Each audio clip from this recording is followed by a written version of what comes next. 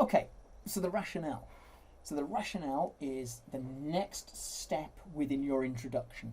You've set the broad context. So again, if you've not watched that video, go back and watch the video first. You set the broad context. Now we need to have a rationale for why we are conducting this study, why we are writing this report, why as a reader you should listen, or in the case of an audio, I suppose, or read this report and take on board the information. But the rationale isn't as simple as one would initially think. It's a bit more complicated in terms of getting this onto paper. So it's initially about the idea of distilling information, because the first thing that the rationale does, it gives our experiment purpose. So remember, within the first part of the introduction, where we've done the broad context, we've set the scene, we've established the kind of the background. Now we need to give the next part of this is the purpose. Why is this important? Why do people need to understand this? And to do that, we have to ask two basic questions. We have to find out what is already known, and then, importantly, what's not known.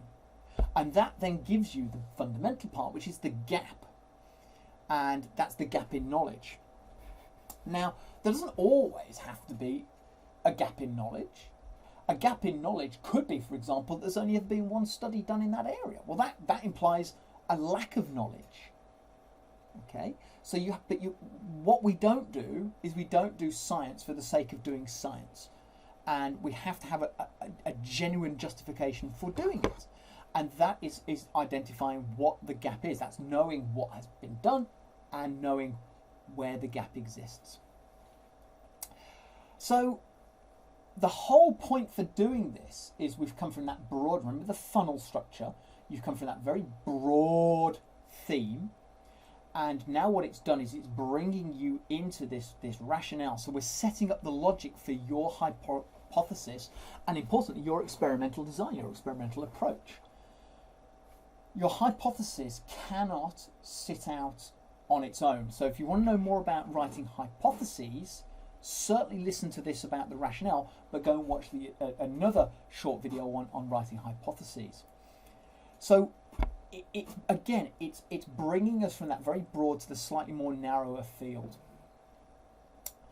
We have to define our assumptions. So the whole point about research is you're making an assumption, and do not be frightened about having a guess.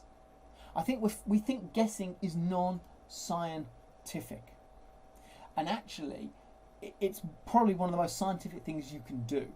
And you've come up with an experiment, you've maybe collected some data, but you've done it because you've had a guess about what you think is going to happen. That's the assumption. And so that is an assumption which is related to the question. And what you've got to remember is to make that guess, you've got to already know what has happened. And so fundamentally, what that comes from is understanding the literature.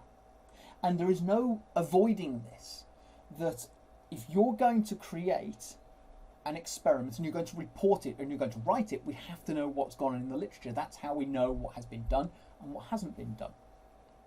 And so then these assumptions are going to drive your own hypotheses. So what we want to find out is, why is your research actually meaningful? Why is it beneficial? So always think about this. I mean, this is, a really important point. We'll look at this in the example in a moment, but, how is this investigation related to what we already know? What are the assumptions I'm making, and what do we not yet know? And I suppose importantly, how does your experiment or your study add to the knowledge? If it's not adding, then it's not beneficial, it's not doing anything. How does it add to the knowledge? And that all is coming in within this rationale. So the rationale is wrapping all of these up. So you can certainly see why the rationale is quite a hard part to write. It's quite challenging to get correct. But I'm going to offer you a cautionary tale here. And again, I want you to think about this very carefully. We often think that when we do research, that there has to be very broad implications, that it's got to save humanity, that it's got to, be of a benefit to all athletes or all researchers. It doesn't. And one of the things you've got to do is do not overemphasize or overstate the relevance of your own work. Doesn't matter, okay? Yes, clearly research that is looking at the genetics of cancer and is looking at the way in which we can map cancer has got fundamental implications for the whole of society. But for example, doing a study, as we're seeing in the examples here, of grip strength doesn't have benefits to the whole of society, but it actually has got potential in terms of what we call the notion of basic science. Now, basic science isn't not a derisory term. We often think about everything being applied to the human condition, but actually we've got to know the underpinning basics. So we've got to know, for example, about things being valid or reliable. So don't overgeneralize in your rationale and try and go beyond the scope of the study. Keep it grounded in terms of what you are writing. But here's the cautionary tale. You're going to have to spend some time and mental effort on getting the rationale right, because the rationale sets everything in context. And you can only get the rationale right if you've actually played around and dug through the literature and you found out the what we know and the what we don't know.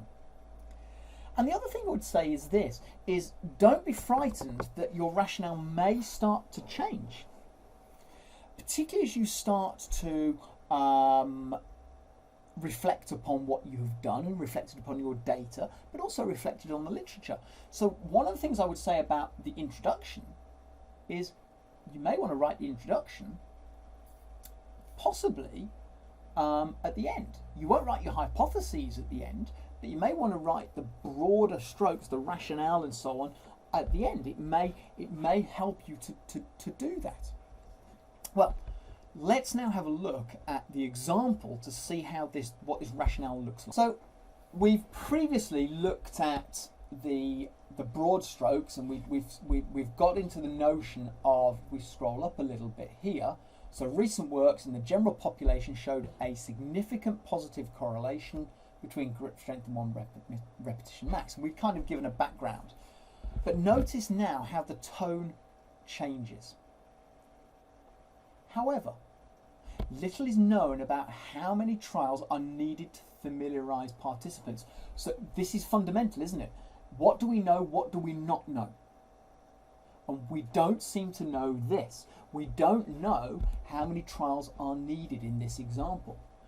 So we don't know how many trials are needed to familiarise participants with such a test, and if there are differences between males and females.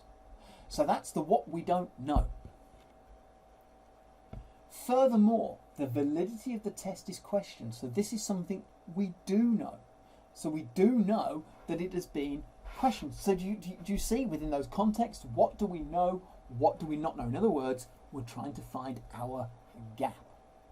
So the validity of the test is questioned. We've got the questioning by Robertson through the apparent lack of control for calibration. So it's not only is it being questioned, but we're now digging in, we're going deeper. Remember, we've got to go broad to narrow, and even in with the rationale, we're making it narrower by saying it's not only is the validity questioned, but I can explain why from the literature it's questioned because of lack of calibration or standardization of the maneuver, for example, that might be lowering the arm from a raised position opposed to by the side with the elbow at foot extension. So in other words, what we've got then are the references to support that. So we've set it in context. But now it delves even further. Previous studies have also suggested, so again, remember, it's about using the literature to provide the rationale, to provide the evidence for what we're writing here. Previous studies have also suggested that when assessing the one repetition max, at least 3 familiarization trials are needed. Evidence is provided through the reference, but no difference was observed between sexes. So what it's doing is it's it's tying the rationale up with a bow.